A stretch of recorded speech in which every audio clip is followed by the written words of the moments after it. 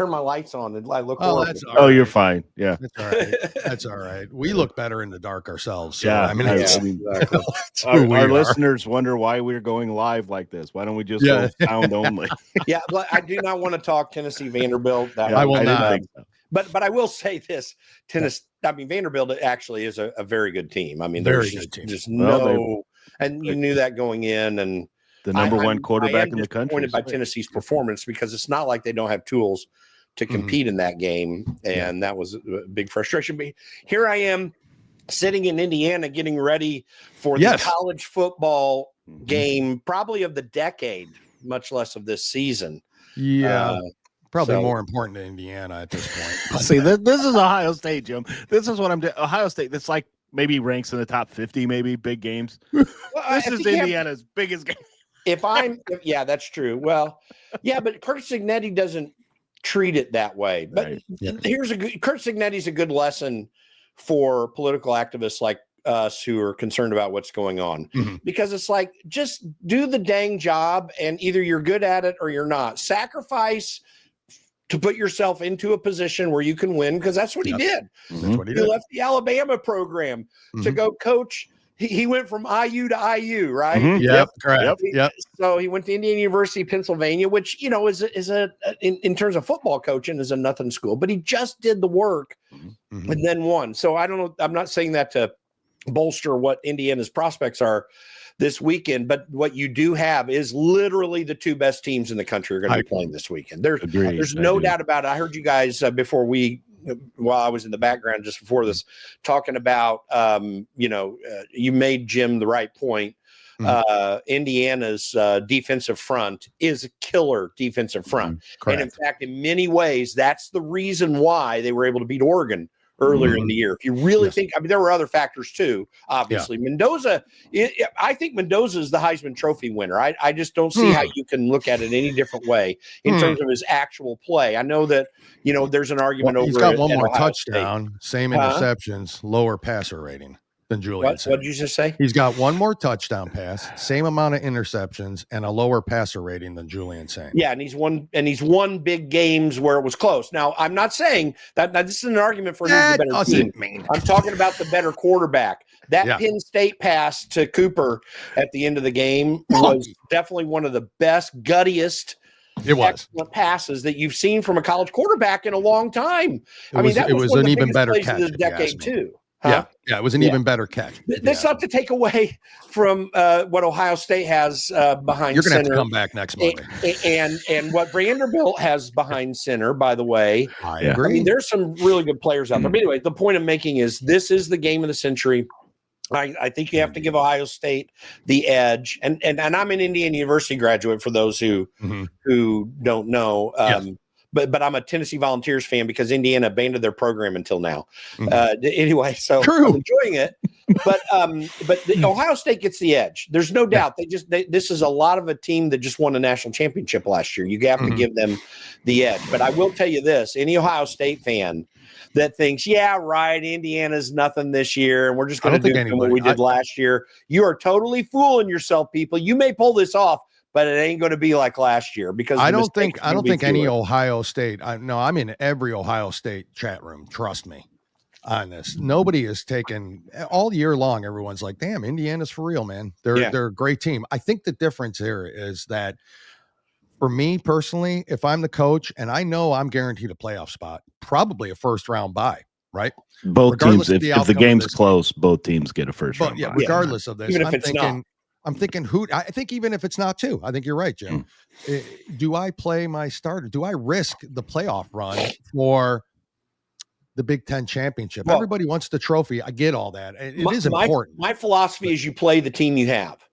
Yes, there's a risk, but I have seen it happens in the NFL more commonly than it does in college. True. Where you're like, okay, we're going to save him. We don't want him to get injured. And that's a risk. But how's that a different risk in this game than it was in every game you played so far? Well, I agree. They held out to our second best receiver 3 games because that's true. But you lose momentum. You can't lose that kind of momentum if you want to win a national championship. Then you have to compete every single time. It's almost why I don't like bye weeks, to be honest with you. It's almost why I don't like the bye. I don't like the week off. It's great for healing. It's great for getting your strategy. I can look at these two teams I'm going to play in the playoffs. I can start focusing on those two teams, right? But to me, a week off does slow down momentum. We see that all the time. I think it happened to Oregon last year. Well, honestly, traditionally in college and NFL football, back in as far back as the 60s and 70s, man, there was no such thing as a bye week.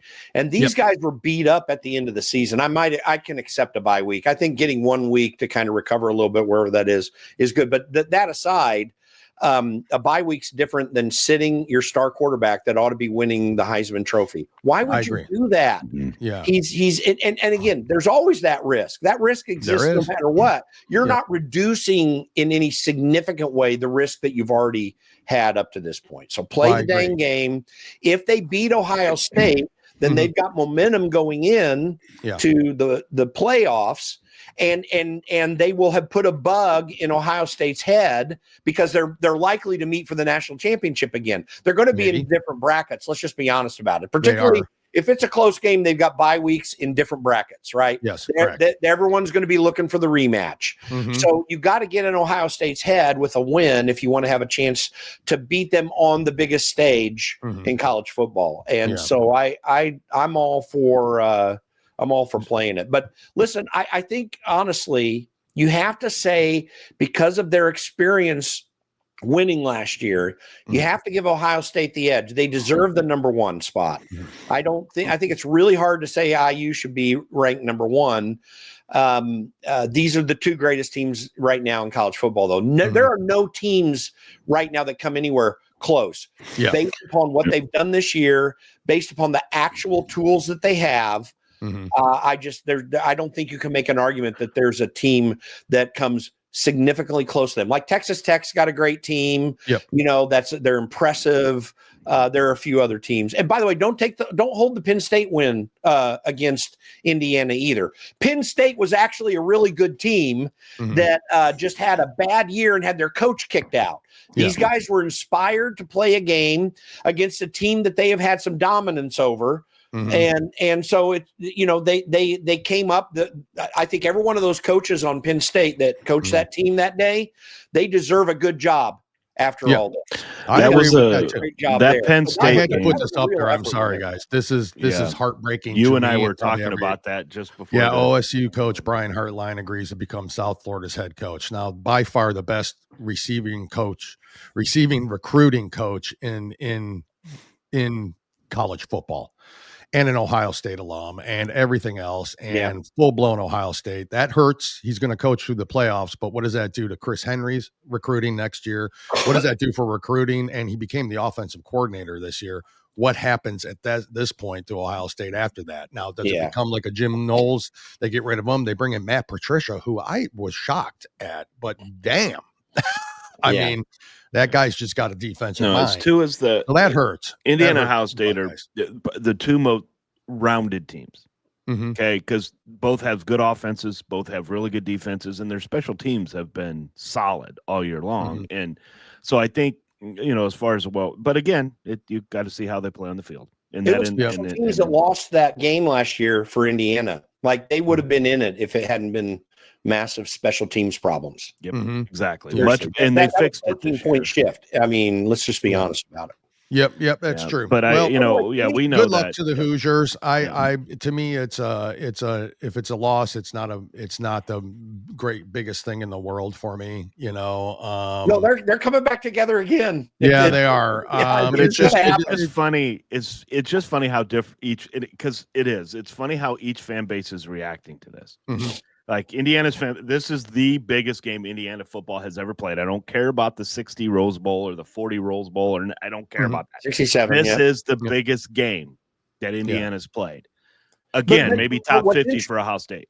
What's interesting, Jim, is it's not the biggest game necessarily, at least in his mind, that Kurt Cignetti's been in. Yeah. Like, this guy he is one of the great coaches. Like, I think there's a possibility you may find him to be the next Nick Saban in college football. I wouldn't complain too much. And the reason I say that is, first of all, when you just observe the guy, he seems like Nick Saban, right? Yeah. It's like, we're doing good and blah, blah, blah. He's a little bit more bravado than Nick was and is, but But he's like, I don't give a flip what we did last week. What are we doing this week type attitude. And he learned it from Nick Saban working for him. So that it's going to be interesting to see where he goes. So you're from saying here, Cignetti might bail halfway through the season like Nick Saban is what you're saying. Hey, I'm a Tennessee Vols fan. I have no problem anyone putting down Nick Saban, but but hey, it could be worse. We could all have Lane Kiffin as our. The one difference between these two teams, to finish things here, the one difference between these two teams is Ohio State has a storied career as a football program in the NCAA. Mm-hmm. Indiana is the worst football program in NCAA history, and that does not mean that Indiana is going to lose. They've got the right coach to break that paradigm, and he already has broken it in many ways this year in particular. Yes. But I think at this stage, what I'd want to do is just say, and being a Hoosiers basketball fan and hating Ohio State with everything in me, I think that this exonerates Woody Hayes. Ohio State would not be the great football program it was if Woody Hayes for 30 years hadn't been on the sidelines. I agree. And he got unceremoniously dinged because of what was really a stupid thing, punching that Clemson player in that game because he was so mad. It was really stupid. It was stupid. But it really showed what the Woody Hayeses and the Bo Schembechlers and, the coaches of that age were and did for football. And I think Woody Hayes deserves a reevaluation because he is, we talk about Nick Saban, we talk about, other great SEC coaches and even Bo Schembechlers of the world. We don't talk about Woody Hayes because of that one incident. And he's one of the greatest college football coaches of all time. Without I agree. Well said. Well said. Well, good luck to the Indiana Hoosiers this week. Of course, I want my Buckeyes to win. I won't be as on edge. They beat Michigan and handily and destroyed them, and it was fantastic and fun to watch. And that's my life every year. In the snow. I told Jim I haven't had a Saturday after Thanksgiving enjoyable day for 5 years. So that was trust me. Really nice. I know. Yeah. So I was extremely pleased with that day. So, it's going to be fun. It's going to be great. I'm glad those two, they both went 12-0. It is by far the two best teams. And I don't want to hear anything about the SEC. Great teams. I get all that they are. And who knows what will happen in the playoffs because anything can happen. But each SEC team has right now. Each SEC team has some faults to it. The consistency team does. Georgia's where I've seen very little faults, and I don't want to hear about strength of schedule and all that crap. I don't want to hear about any of that because I could take examples from Alabama. I can take examples from Georgia. All of them have their weak points and all of that. But I don't see any weak points in Indiana and or Ohio State at this point. I don't. Running game, passing game, quarterback, offensive line, Indiana. The thing with Indiana is experience. They're literally the two best defensives in college football. In the nation. No one comes even close. Defense as you guys know, is the name of the game here. You have to have a great offense, of course, every year. But the only reason that Don Coryell didn't win 2 or 3 NFL championships is because defense. He didn't have a defense, except for a brief time when he didn't have an offense. Never could come together, for him. So, I agree. Well, let's get on to the political stuff, if you don't mind. Let's talk. I do want to start with the District 7 Tennessee race yesterday. Matt Van Epps did defeat Afton Bane. Thank the Lord. Because that would have been an absolute disaster. The AOC of the South. Let's not, Oh, it's worse. It's worse. I think Tim Burchett said it well when he said, well, she's AOC of the South, except AOC is likable. It's true. That actually is true. It's true. Yeah. She was not likable whatsoever, yet the race was what I would call tight for a district. And I say that, but Marsha Blackburn in her district won barely, I think, back in 2018, if I'm not mistaken, when Trump was, less popular. She barely won her seat in Tennessee. And so this being a 7, 8, was it a 10-point win difference? I don't think under 10. Yeah, I just say 10, it didn't right? Get to 10. Right? Just under 10 for a special election on an off year. I still think is a pretty good victory. I think the Democrats are going to run with, look how close we came and how close we made it. But you got to remember this special election stuff, Republicans are terrible at going out to vote for. So to me, it was a good win, and a good guy got in there. It was a great candidate. That's the part that gets me. It was such a good candidate for the Republicans, and I agree with that 100%, and such a terrible candidate for the Dems. I think that's going to be the normal candidate for the Dems at this point. I think that's their push, right? That's Jim, who they agree want. with that? And what do you make of the race and it being close and all this other stuff? Right. That, by the way, you're right about Afton Bane being the typical Democrat candidate moving forward. That's absolutely going to happen in the post-Mamdani era. There's no doubt about it. That's what the Democrat Party likes. Excuse me. They are they're a socialist communist party that loves this kind of attitude as well, which is a nasty anti-American attitude. Yes. One of the reasons that I like SEC football is I went to high school in Tennessee and I came to Christ in Tennessee, and I know the Nashville area fairly well, and certainly Middle Tennessee, which is this district. This is a Middle Tennessee district. So I am not concerned about the margin in this at all. I think, listen, keep in mind,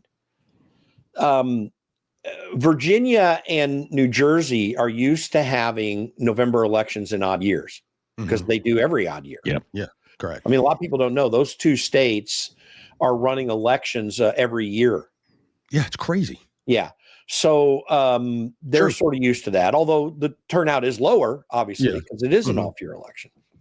But when you consider this being December 2nd, in between Thanksgiving and Christmas, what this says is that there is energy in the Democrat Party. They hate Donald Trump. Of course, that's the core base of the Democrat Party hates Donald Trump. There is energy there, but you didn't get energy toward that side from independent voters, most of whom probably didn't show up because, by definition, independent voters aren't interested in elections like this. I'm sure some did show up, but I mean, not in mass. They're not motivated. And then Republicans did show up because Republicans got off their butts and worked an election for once. You know, the biggest problem with Republicans in elections is the consultant class that is centered around all the vendors who provide the external things that go into campaigns, media buys, both radio and television, automated calls, direct mail, all these things that make a lot of money.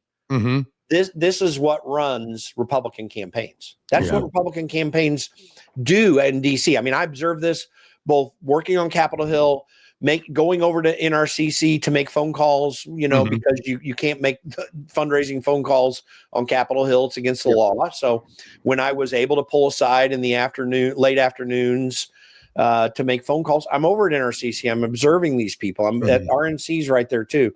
Yeah. This is an incestuous RNC vendor relationship that exists. It's how they run campaigns. The way you win campaigns, you do all those things. I'm not saying what those vendors do aren't necessary or even useful in any way, but you don't go win a campaign unless you do work on the ground and you have enough benefits on your side to potentially win.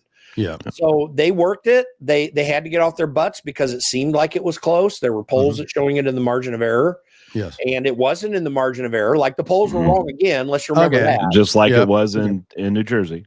But there's another factor. So while the discussion of those polls being close certainly energized the Democrat base. Yeah. The other side of that discussion, because there are two sides to that coin, right? The other side of that coin is the polls are close, 1 and 2, and Donald Trump won this district by 22 points. Yes. Yeah. So you're communicating two things at once to someone. For Democrats, it's like, well, we have a chance because we're in the margin of error. I've been in that too. I've seen Republicans being in the margin of error of Democrat seats and thinking, we're going to pull this out and get the same result. Yeah. But then on the other side, you've got the average Republican voter saying, It's Christmas. I'm listening to Christmas music. I'm probably not even hearing anything you're saying at all. One, but two, when I am listening, you're telling me this is a Donald Trump district. What do I got to worry about? Yeah, correct. So when it ends up being 10 points in that scenario, amongst some of the other factors, I'm not sitting around wringing my hands over this in any form or fashion. Good. Yeah, okay. That makes total sense. Okay, thank you, Jim. I want to do something with Tarna put something up here as far as the Democrats, and it's. But I have a question I want to ask you, Jim. They feel safe now to show that they're socialist communism. They feel safe because of what Mamdani did. So, Jim, I want to ask you, Bane ran on the word, right? There's a word now that's being used by every Democrat around there. Swalwell's talking about it as governor. Affordability. Okay? So now let's forget that they didn't give a shit about affordability in Biden's 4 years. Yeah, really. They could care less about that at all, now. did they? They were destroying affordability. So they see the polls. They see the polls, right?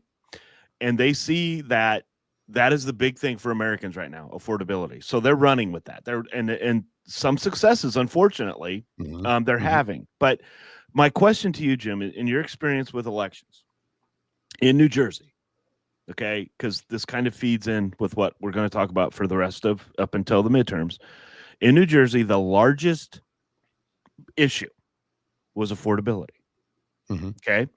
Highest tax rates, highest energy rates in the country in New Jersey. Yet they vote for the Democrat candidate, which was the party that caused all this to be high to begin with. Them was running on affordability. So in my question to you, Jim, what can we as conservatives do to make them understand that when you talk about affordability, what the Democrats have been doing is not that? How do we convince them of that? Because it's working, unfortunately. Yeah. Well, we were convincing them pretty well in the heyday of Doge out in the media. We were. One thing, which is this one is harder to communicate. There are other factors I'll share, but one of the things that causes affordability problems is government spending. Milton Friedman was really good at pointing this out. He would say that your tax rate is really not the issue. You're paying taxes at whatever rate the government wants. Why? Because, excuse me, sorry. Because when the government spends money, and as Milton Friedman would say, there's no such thing as an unbalanced budget. And you're like, well, wait a minute, we're running deficits. What are you talking about? Yeah, well, the way those deficits are funded is not with your tax dollars. It's funded with money printing at the Federal Reserve. Correct. That's what does it. So you pay for it in inflation. In other words, Americans need to learn, and we need to be really good at communicating the fact that your effective tax rate, the nominal tax rate that you see on your tax return during the Biden administration, is probably half to maybe as much as 60% of your effective tax rate because inflation skyrocketed. Why? Specifically because the Federal Reserve printed like $7 trillion out of thin air. That's exactly why. Well, why did they do that? Well, you were all for, I'm talking to the voter here, you seem to be all for Republicans and Democrats spending $2.5 trillion in the CARES Act. You all seemed, because of how you voted, to be for the Obamacare subsidies that came in that we're discussing right now, because you voted Democrats into Congress, including Joe Biden. And by the way, we have some questions about that because we wonder about the validity of our elections, but that's a topic for another day. But we seem to vote for that. So we got exactly what we wanted. So you're middle class family of four making $75,000, $80,000 a year. Your nominal tax rate of, I think it's 21% maybe or something like that. It's probably really a whole lot more like 35 to 40%. Correct. And by the way, here's another thing. We know that the average American is working until well into May before they start making money for themselves when you look at all the taxes that they're paying. Okay, so that's the first thing. Republicans can get back on the Doge train members of Congress need to tell Russ Vought, the OMB director, send us some more massive rescissions, and we're going to vote every one of them. Remember, a rescission only requires a 50 plus one vote in the Senate. Yep. Why haven't they done that? Rescissions. Yeah, why haven't they done that? Yeah, that is a good question. There is a good reason, because it's very politically challenging to make cuts. You've got in the Senate, you've got people like Lisa Murkowski and Susan Collins that are going to get all fussy about having to vote to cut back any spending. But I will tell you this, if Republicans urgently went and just slashed so much of this government in significant ways that people could understand, that's going to be a big help. So here's the second thing. They need to do massive revisions to tax policy, and they should do it telling the Senate parliamentarian to go screw themselves in a rescission package. Yep. And reduce the tax burden more on the American people. You got to do both of these things. If they're willing to, the American people will vote for that in November, because there probably already is positive economic news coming. Yes. So there are two ways that good economic news comes. There's the actual news, which is how much money do I have in my pocket? Well, the way that that's shaken out right now is that gas prices are lower than they've been in 4 years, except in states like California that keep them artificially high because of all the taxes and regulations. So gas prices are very low. And on January 1st, no tax on tips, no tax on Social Security.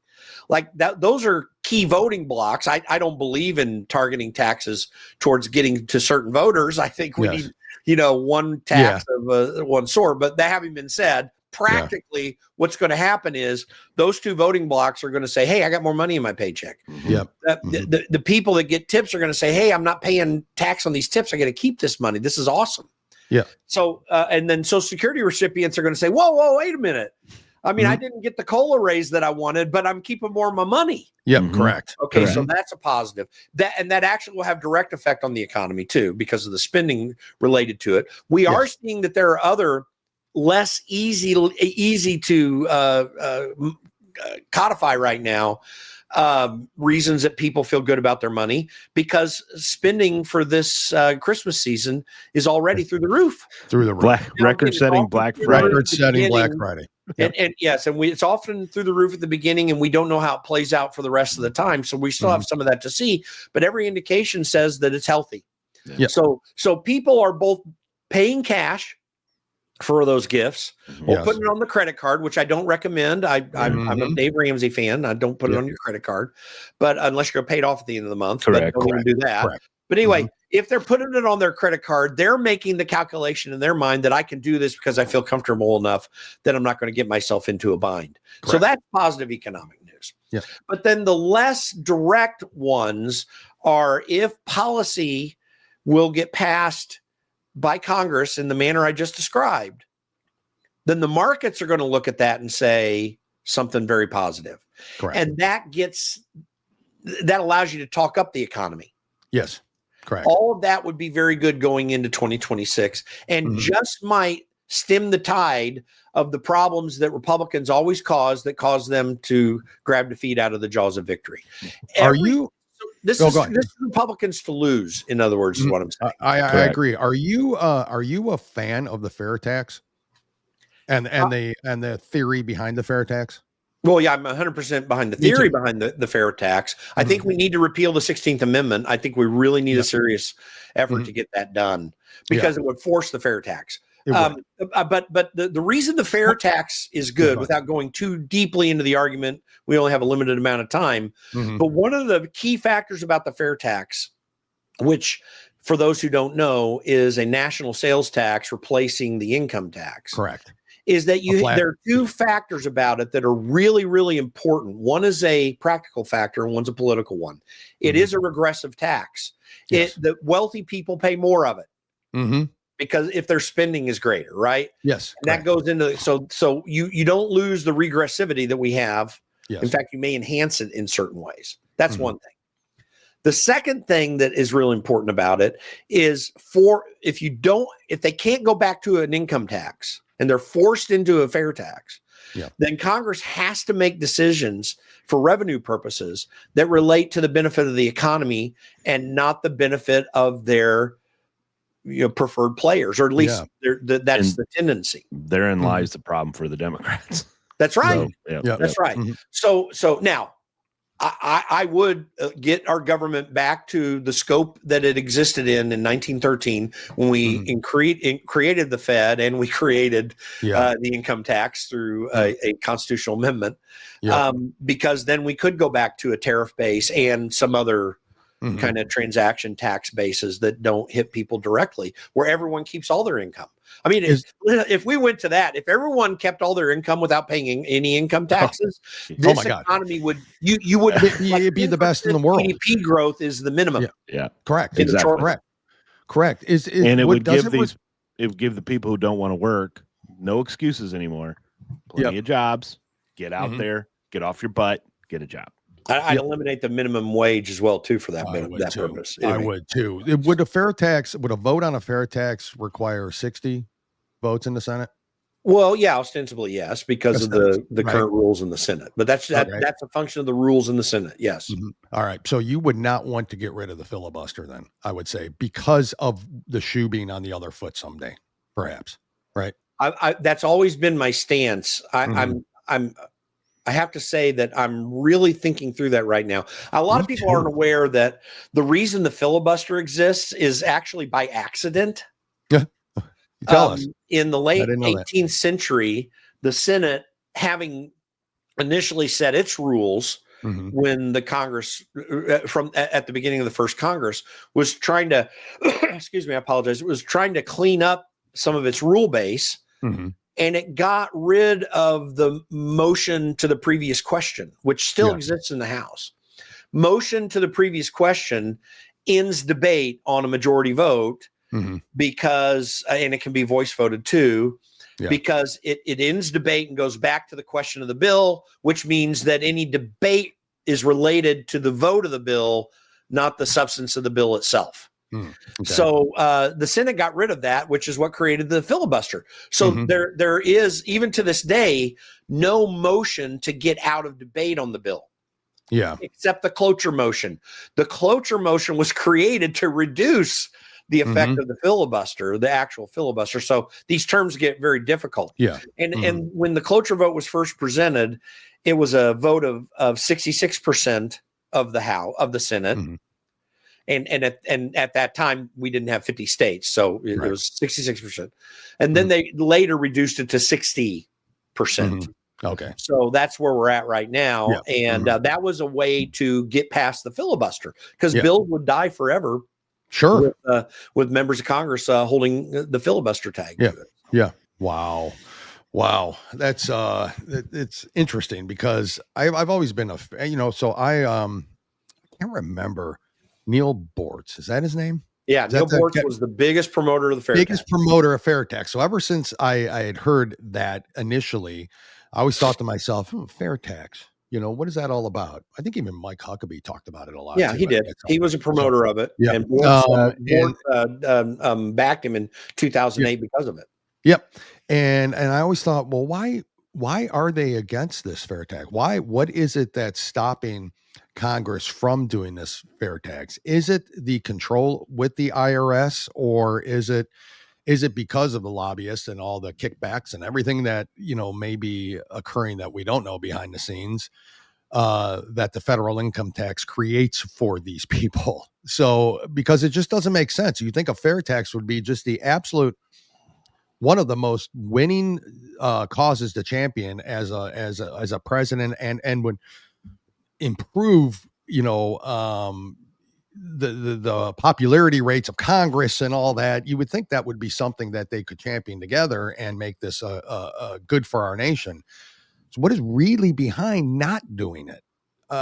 Is it just because you're going to lose the IRS and all those people? Is it the social programs that would probably end up having to go away? Is that so you just described two very different things because they have different effects. It's not because of losing the IRS. I think, everyone hates the IRS, and that's a politically positive thing. It's because of not just the welfare programs like SNAP, but the corporate welfare programs as well. So the problem with lobbyists is members. Let me just make that very clear. Everyone thinks, oh, the lobbyists, and they're jacking them around, and you listen, you watch Mr. Smith Goes to Washington, and you've got these corrupt corporate actors who seem to be pulling the strings of the members. And I mean, there's probably some degree of that. I mean, I've observed some of it, but that's when you've got a member who's just stupid. And there are plenty of those. The real thing is that the members like it too. As I've told you, I've described this before. My biggest problem with corruption in Congress is not wealthy people going to Congress. I'm not saying there's no potential corruption there. I'm saying that's not my biggest concern. My biggest concern is non-wealthy members, because if they lose that position after they've given up their career, you literally give up your career. I don't know how Ron Johnson keeps his companies going, by the way. He's got to have the best managers in the world because there's no time to do it. I've worked on the Hill. I know it. There's no time. So they lose their careers. They're not independently wealthy. And for about a third of people who fall in that category, their hope is to get the $300,000 a year K Street job. To do that, they need to be hired there, which means they need to vote a certain way. Because if you're Thomas Massey voting against everything, you're not going to get the lobbying job. Correct. Because you're not going to have any influence. So that's the game that's played. And yes, the lobbyists are part of that, but really the members like it because it's what they want too. And you figure that out pretty quickly once you get elected. Like so many of these people that really impressed us and we thought were going to change the world for us and end up, the Dan Crenshaws in the world that everyone thought was a rock star and a hero, who's actually one of the worst maybe the worst scoundrel on Capitol Hill. Correct. It's because they get there and then they start playing the game in a way that it works for them. And they figure that out pretty quick. So, so to your question on why not the fair tax, because of all this, the fair tax, as well as getting rid of the Federal Reserve, suffers from a challenge of messaging in a way the American people can understand how truly corrupt and rancid the system is. Because the current tax system and the Federal Reserve feed the beast and feed it very well. And it's a huge beast that is very hard to kill. So that is why it is so difficult, because the fair tax is a good idea. And by the way, I don't even know that it's the best taxation method that exists. In fact, if I were able to say, okay, we're cleaning the slate and I'm going to choose a tax system, that's probably not the one that I would pull out of my hat.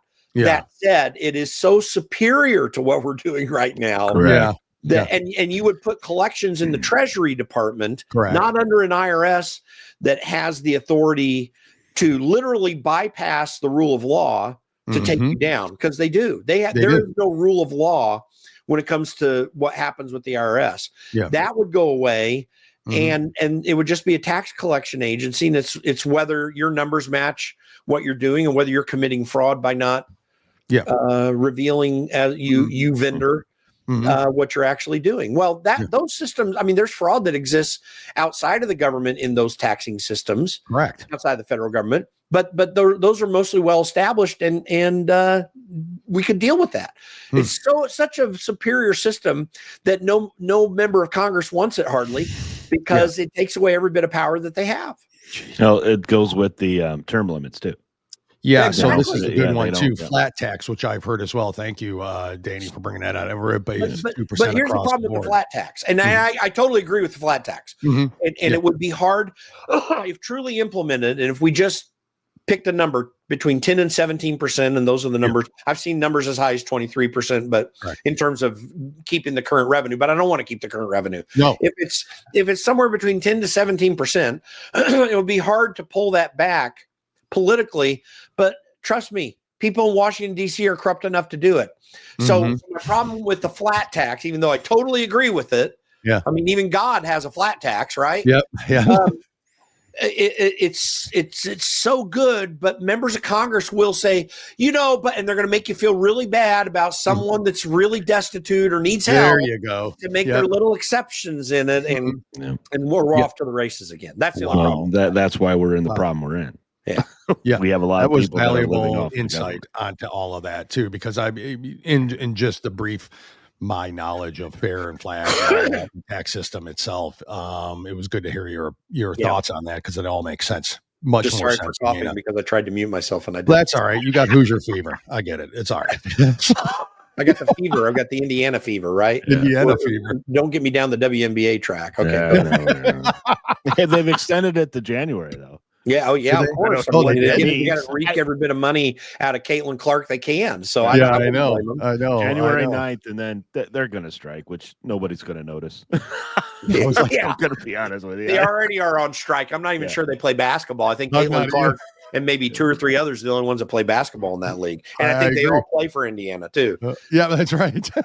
Yeah. Well, Caitlin Clark would be popular if she became gay. I mean, that's exactly. So, I mean, and black. Well, it's hard. It's easier to become gay than it is for her to become. I don't know. Michael Jackson became white. I think it could be reversed. But as we get into Jim, we want to. I feel a lot better about midterms. I truly do, because I'm hearing Scott Bessent, who I'm sorry, he's the smartest man in the room whenever he's in the room. The way he draws it out and lays it out on what next year is going to bring, and I love the timing of it. Second and third quarters, we're going to see record income coming into this country, which is ironic. Third, right? But anyway, so my whole thing is, how do we? Because a lot of people that watch MSNBC, MS Now, and CNN. Does anyone watch them anymore? I don't even know. Apparently, there's a lot of people that still are, because nobody's hearing this other stuff. They're only hearing the negativity going on in this country. For instance, if you wouldn't have watched the report that record-setting Black Friday, all right, you still go to CNN and our economy is in the tank. People are worried. People are worried about affordability and everything else. Affordability.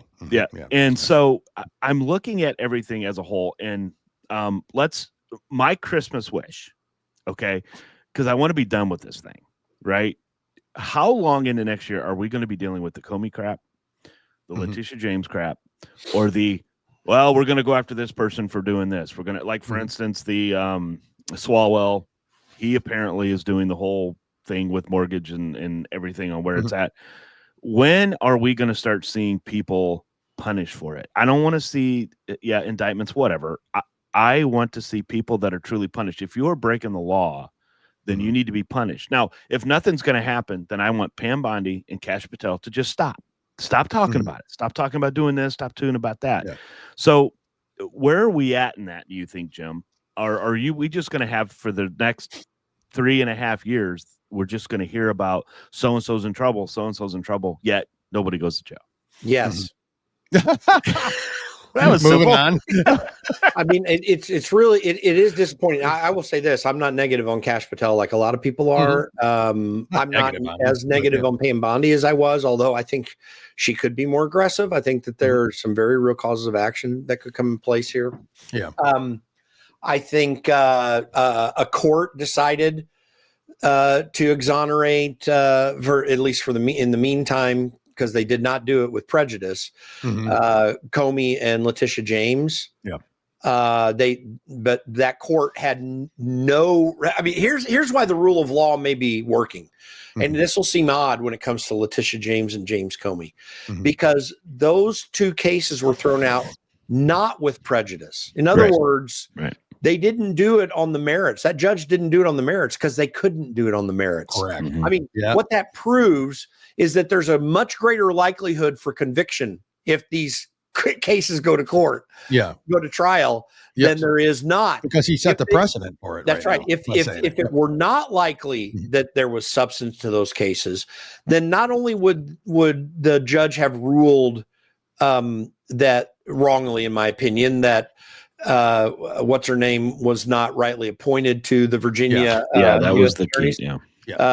Halleck, whatever her name is. Anyway, they would have not only ruled that, which I think was wrong, the wrong ruling.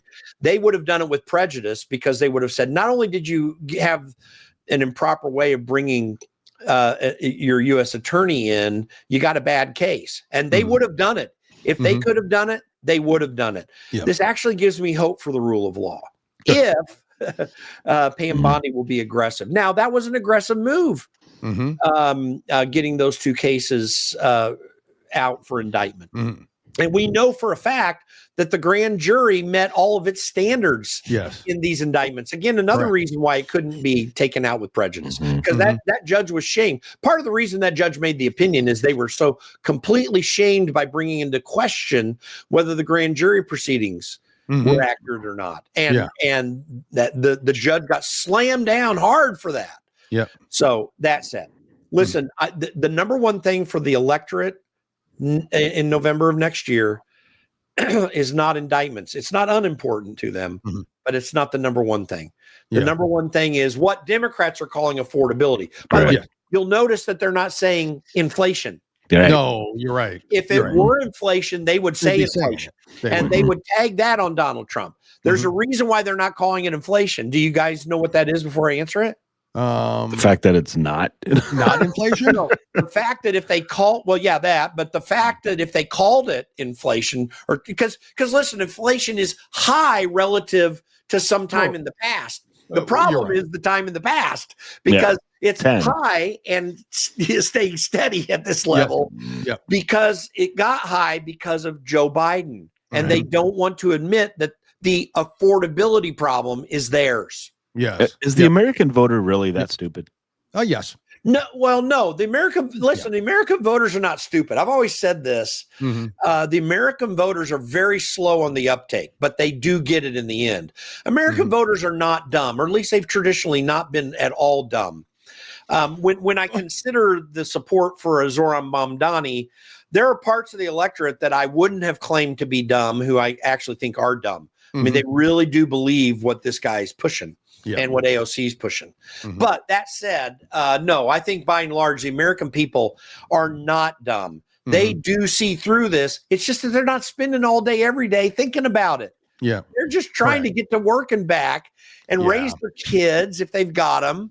Buy groceries, and this is why pay the bills. We need to promote marriage, because that is actually what's at stake. Like people don't have a stake in this society when they're single, trying to get their special Starbucks drink every day. And have sex with anybody that they want to have sex until they don't want to have sex again later. I mean, that's literally crass what an adult 30s and 40s lifestyle where you've never been married is. Correct. It's about going out and drinking sometime. It's about having an expensive vacation. It's about having sex every once in a while, and being able to pay for your Starbucks every day.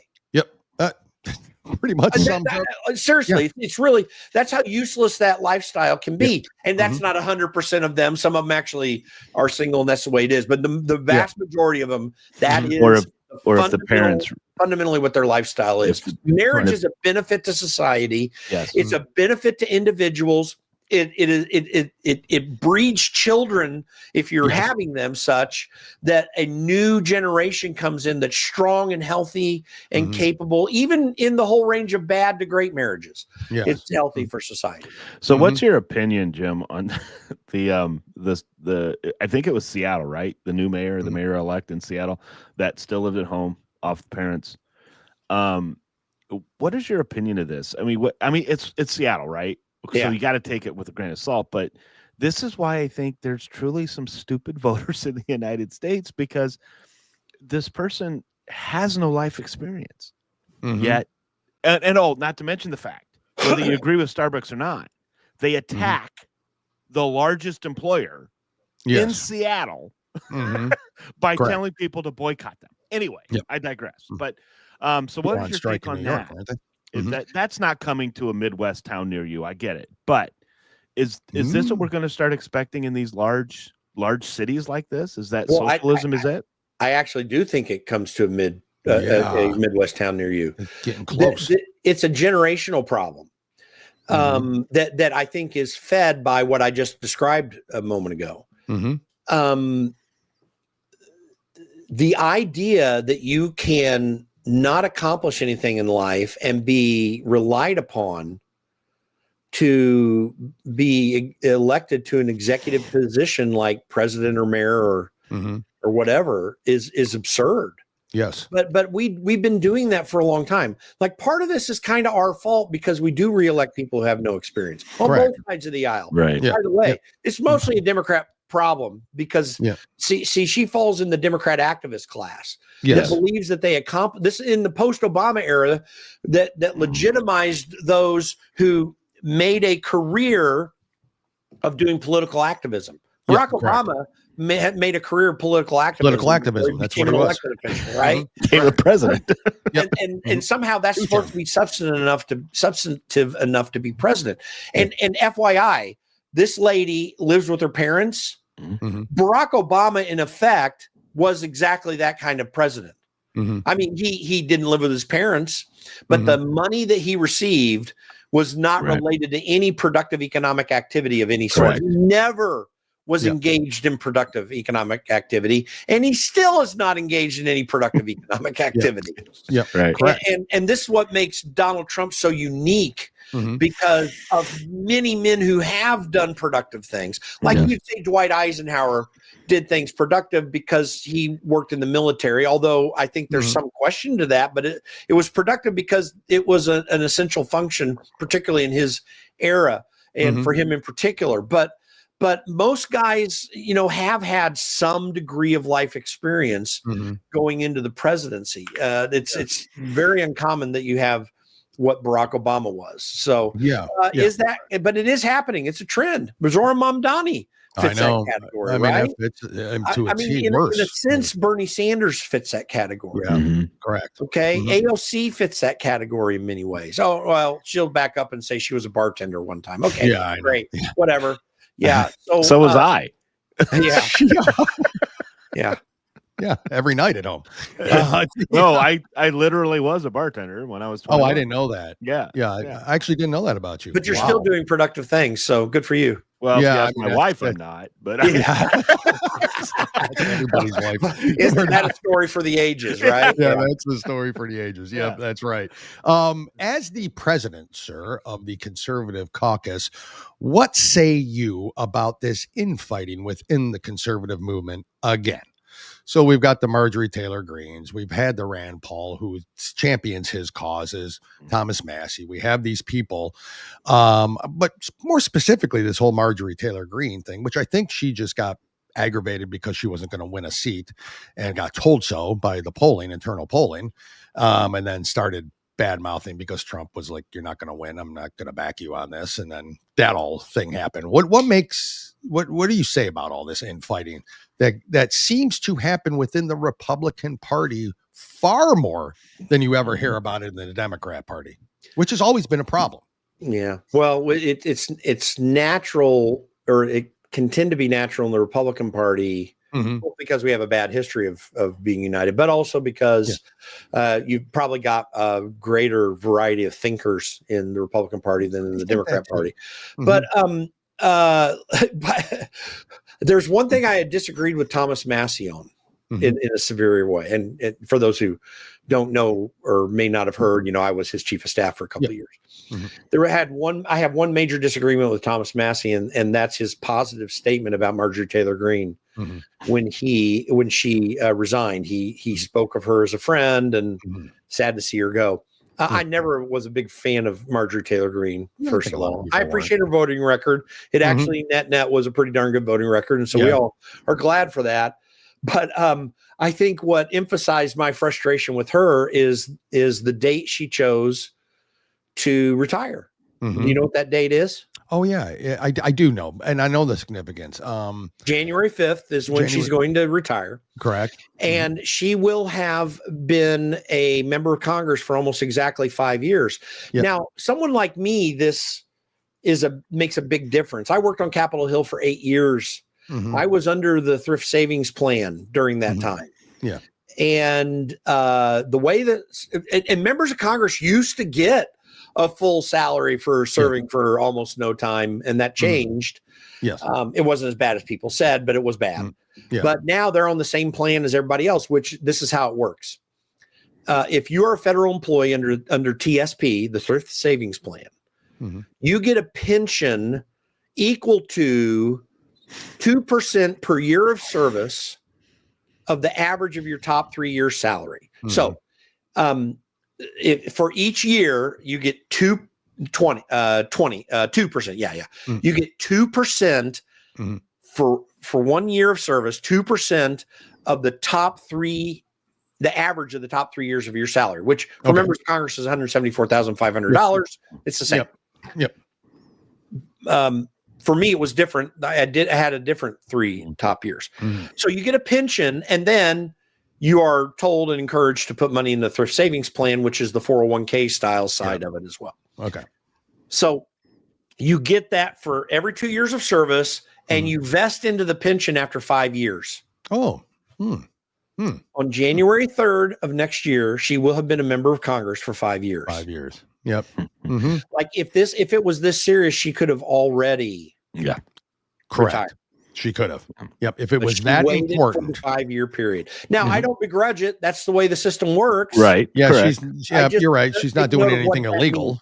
Yeah. And I think we should all take note of what that means. Listen, I'm not here to bash every Republican. Net, the Republican Party is far superior to the Democrat Party, which is an un-American Maoist communist party, period. That's what they are. Like what was the actual difference between Zoran Mamdani and Andrew Cuomo?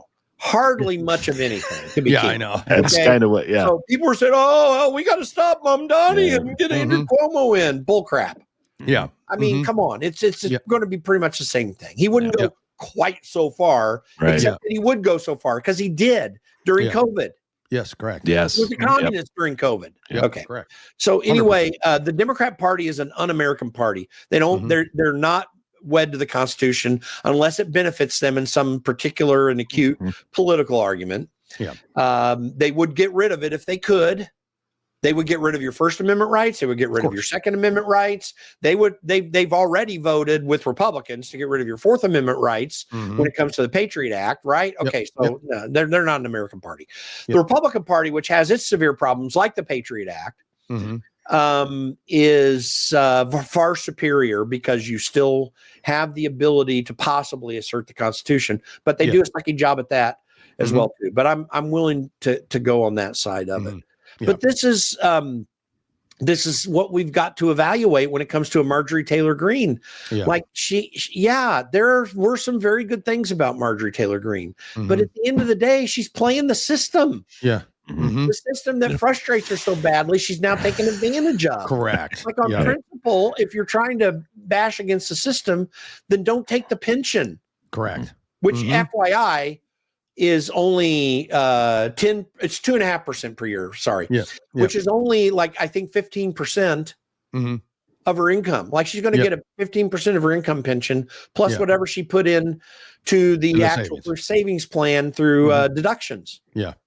Which are limited to $14,000 a year. So, okay, she's going to have a little bit of an income. Like what are you doing? I have a real problem with that. No, I mean, I understand that. How are you? Yeah. Why would you pay? Yeah. I mean, so the significance, and again, it's basically you take advantage of loopholes and taxes and all that. That's the law that's in there. That's the system they put in place. If you want to change it. But don't come out and sit there and to me, it takes the whole last 5 years and not her voting record, but her stating so much as she's against this system and all that. And then she sided with Kevin McCarthy for a time. Like I've got a real problem with that. Yeah, correct.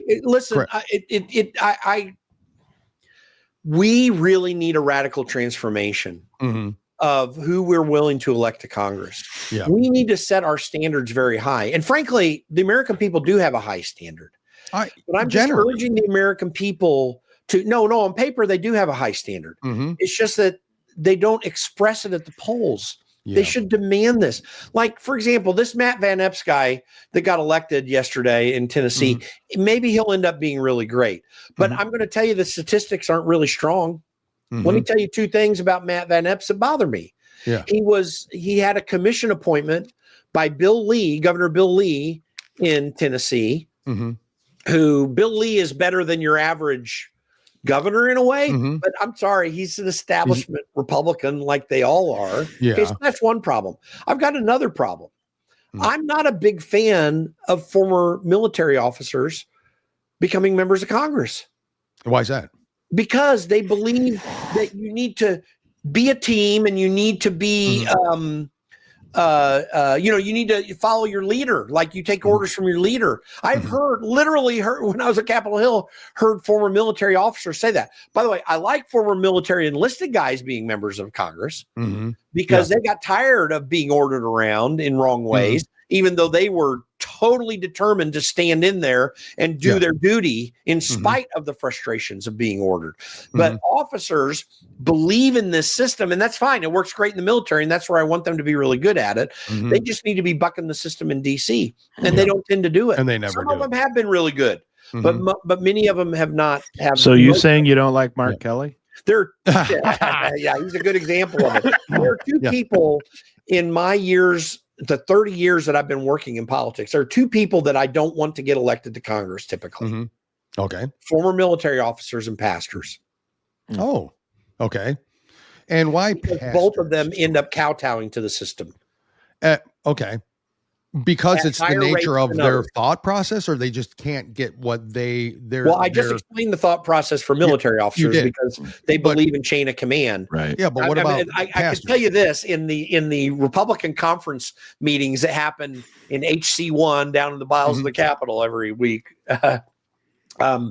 you've got members in there that are saying, "Come on, we got to follow our leader here." You know. By the way, and this goes against what we are frustrated with in the unity argument. I'm not so certain that you always need the kind of unity that we're getting. We do get unity in the Republican Party. The problem with disunity is the people who question the current GOP Rhino unity are cast aside. Yes. And they're not given a voice because we got to have unity. Yeah. It would be great to have unity. The problem is they unite on the wrong things sometimes. Okay. But there are plenty of members of Congress down there when everything's failing that say, we got to follow our leaders here. And we don't need any more of that. And pastors tend to do that. And for a different reason. And former military officers tend to do it. Again, there are exceptions, fantastic exceptions. Yeah. But the two worst examples of what I'm talking about are James Lankford of Oklahoma and Mark Kelly of Arizona. Okay. Former pastor, former military officer. They go along with the system. They don't buck the system. They expect everyone else to stay with the system. Listen, folks, I think everyone kind of that's listening to this podcast figured it out. The system's broke. Yeah. It's broke. It's broke. We don't need to. We need to be. We bucking need people the bucking the system. Not trying to stand up for it. This is why Elon Musk, in a sense, got run out of Washington, D.C. because he bucked the system. This is why they've tried to get rid of Donald Trump because he bucks the system. Aiken, folks. Aiken, Jim already answered that. Jim already said answered military. That. He's not talking about enlisted people. Right. He's talking about officers. I'll even though there's going to be some bad enlisted people that would get elected too because it's a human endeavor. I'll take an enlisted guy. You give me a former master sergeant, I'll take that guy all day long. I'll take that guy over. Okay, that makes sense then. Because he's been screwed with by leadership the whole time, and yet he was a tough enough guy to stick that out. And I'm going to add one more to your list. Huh? I'm going to add one more category to your list. Sure. Social influencers. Oh, yeah. Because Jasmine Crockett please, no. is a social influencer. That's it. That's all she is. That's where the popularity is, and I guess that's part of the problem when you're looking at the voting base. It's a TikTok generation, and for those people that are on there getting that popularity, and we're all giving it to them. we play Jasmine Crockett on here to show how her buffoonery most of the time, but that's what, and make fun of her, but that's the kind of attention they get. And because of that, boom, look, they're all of a sudden they can run for Congress, they can win. And win in these areas. And then talk about how many poor times, they are. guys, you've heard me say it scare me who we elect to Congress. It really does. My gosh.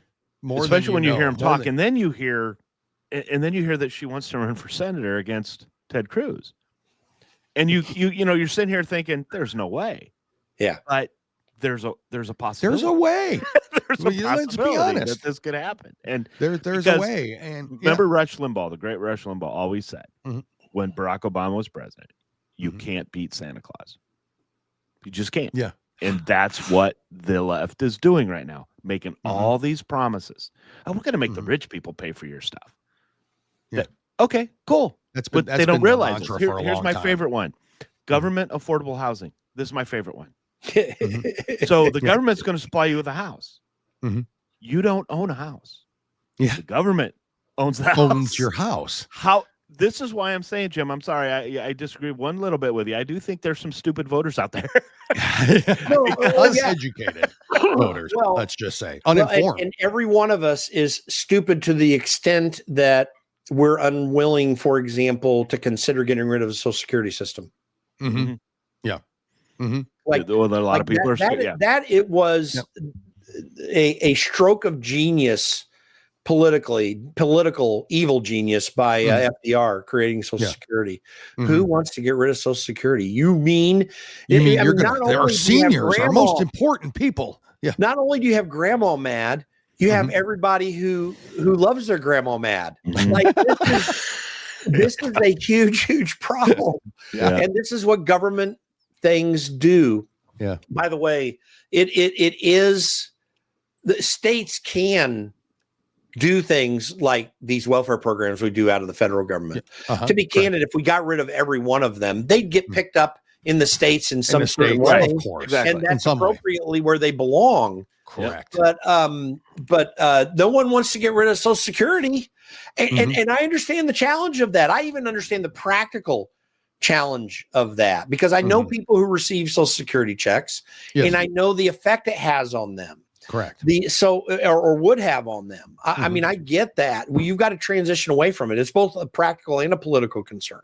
But that said, if you cannot understand how that program epitomizes the problem in a very clear way, the problem of any government program, then you understand why we keep electing people to these things in this certain ways. Yep. So it's a real challenge. I mean, by the way, I was the chief of staff for Tim Huelskamp, former Kansas congressman, farmer.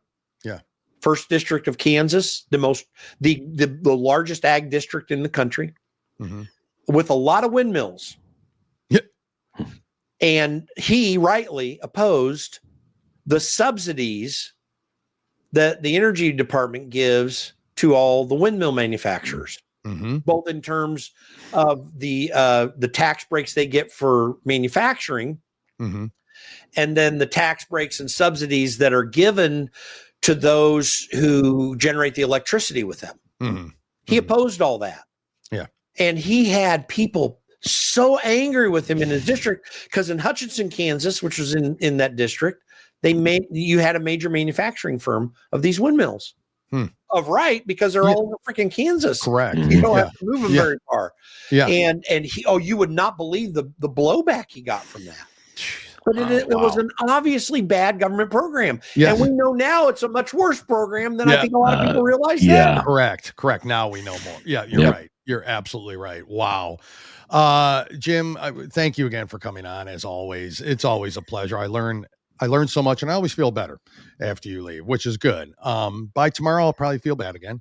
But right now, I feel good about midterms. I feel good about the win yesterday in Tennessee. Win's a win in a way, I guess. A win's a win. Yeah, it's possible you're not going to feel so good after the weekend. Just be careful what you're feeling good about. This weekend, I will accept whatever happens. I don't think a win by Indiana is going to really get into Ohio State's head too much, but I think it'll be an enjoyable game to watch because it's the one we've wanted to watch all Oh my year. gosh, it's going to be the greatest football game of the year. It's going to be better than the NFL. Well, what I told Dale, I said, the what's ratings amazing, are going to be insane. What is amazing to me, Georgia plays Alabama. And it's taking a back seat to Indiana, Ohio State. To Georgia, Alabama. Hey, listen, and by the way, I also know that you like having me on this program because you don't want to feel bad if I analyze against you over on the sports program. So we stopped doing the sports program, actually.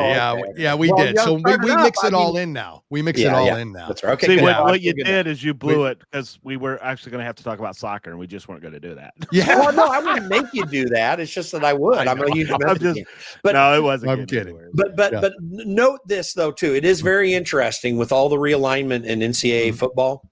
Yeah. The Big Ten actually does matter again. It did not matter for a lot of years. Like when I was growing up, it mattered. Last two national champs. The Big Eight before the Big 12 is the Big Eight, the Big 10, and the SEC. Those were the ones that mattered. And you didn't have the big, and for a brief time after that, the Big East and the ACC mattered a little bit for a time. But it was always the Big 10, the SEC, and the Big Eight. Those were the ones that mattered, and the Big 10 fell off. But now with the addition of Oregon and USC into the mix, and the emergence of IU, and the fact that you still have some pretty, Iowa is still a good football team. Yep, correct. So anyway, it matters again. But Indiana's emergence really makes the Big Ten finally matter again. And and I wish listen, I'm a Tennessee Vols fan, and I'm an IU grad, and I'm always going to be happy when IU does well, of course. But I'm a Tennessee football fan. But I really do like Kurt Cignetti, and I actually and Ryan Day is this way too. It's just nice to see coaches who are dead freaking serious about what they're doing. And Nick Saban reset that standard ultimately. I mean, I think we have to give him a lot of credit. I agree. I'm a Saban.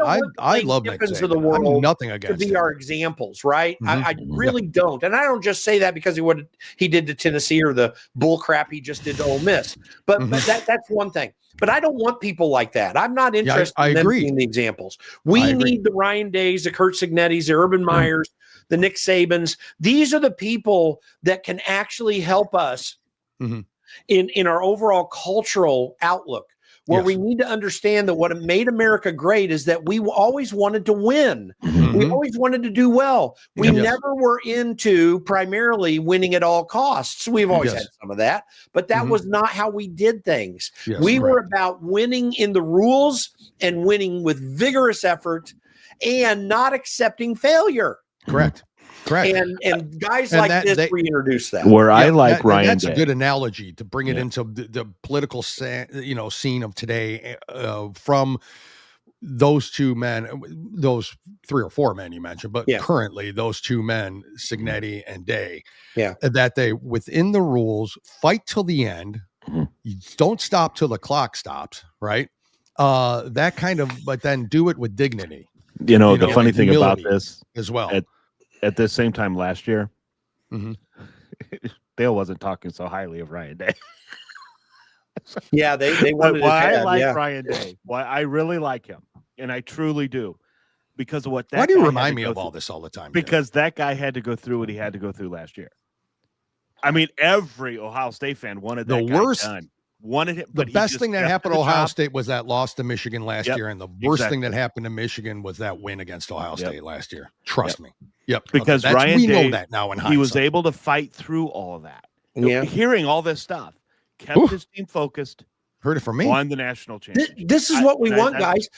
We want more of this in society. I mean, this is why. I mean, as much as I hate Ohio State, I am no fan of Ohio State ever in my life.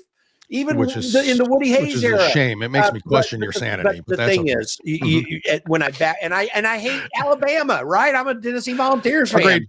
I didn't want Nick Saban winning all that time. I wanted my team to win. But when you back up for a second, you realize that these are men that provide a good a way to think through male leadership that we so sorely lack in this country.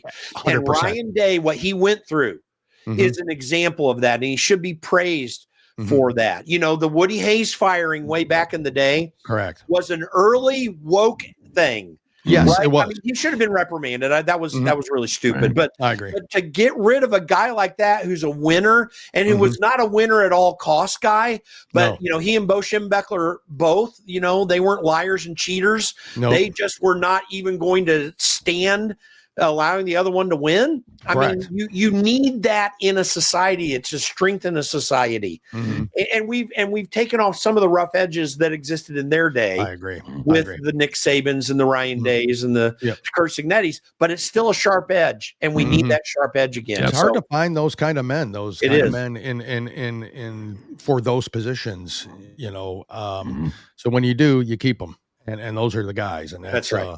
That's important. So, Jim, now, I want to kick Ryan Day's butt in the weekend. So good luck. Good let's luck hope to for you and the Hoosiers and everybody else out there. I mean, we're hoping for a sweep in Indianapolis this year. Because the Indiana Hoosiers basketball team plays Louisville. Yeah, that's right. No, yeah. Cambridge is going to be a really busy place. That's for sure. Yep. Yeah. The whole Indiana talk bores me, to be honest with you. That's all I can say. Well, you're not a big basketball fan anyway. I'm not a huge basketball fan. That's my thing. I'm more of a college basketball fan than an NBA fan, but I'm just not a big basketball fan. Real quick, that Afton Bane, I told Dale that what she did about hating country music, it would be like somebody running in the state of Indiana saying, I hate racing and I hate basketball. Yeah, exactly. Yep, that would be. And still getting 78% of the vote within their city. I hate sports. But you know what? There was an example of this, by the way. Yeah. Actually, it wasn't the hate basketball. It was the totally misunderstanding it. Donald Trump won in the primary in 2016 in Indiana, which was the significant one to close the deal finally. Correct. There was. Yep. He got the endorsement of Bobby Knight. Yes. At the same time, and Jim you may not remember this, Jim, but you're going to get it immediately. At the same time that Ted Cruz was calling that thing in the basketball arena a basketball hoop. Yeah, right. Yep, I do. I remember that. I remember that. Bobby Knight endorsing you, and you're calling it a basketball hoop. Sorry, you just lost the Indiana primary. It ain't no good. You did. Yep, that's true. It's a good example of it. Buckeye puts up here. This is true. The Bobby Knights and Lou Piniella would never be allowed to coach today. Agreed. And I want to say something. Both of those guys brought me championships, so I love them both. Yeah, they brought me championships too. I'm a Reds fan, so yeah, me too. Oh yeah, you're a Reds fan. That's right. Wow, look at that. Yeah, 2 out of 3 ain't bad. No, yeah. Well, it's nice. It's nice that I can allow the special needs folks to talk here today. That's what this show is all about, is giving. Just wait till the Reds sign Schwarber. Yeah, I know. Oh my gosh, that would be amazing. Yes. That actually could bring him over the edge. So I regularly go on.